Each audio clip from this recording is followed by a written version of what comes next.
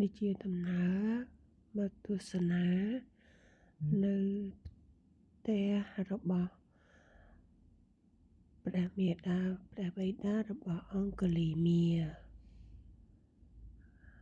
វាទេសភាពគឺធំ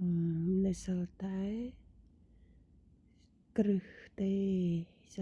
គ្រឹះទេអ្វីមិនទៀងគ្រប់យ៉ាងមិនទៀងតែងតែមានការប្រែប្រួលពីមុនទីនេះតាមកាលសម័យរបស់យើងគឺវាមិនដូចការពិតដែលយើងឃើញនៅក្នុងគណៈនេះទេហើយគណៈនេះក៏មិនដូចពីពេលមុនដែរអ្វីប្រែប្រួលដោយសារត្រឹមតែគ្រឹះសសរទុកជាភស្តុតាងឲ្យបានដឹងបានឮតែប៉ុណ្ណោះ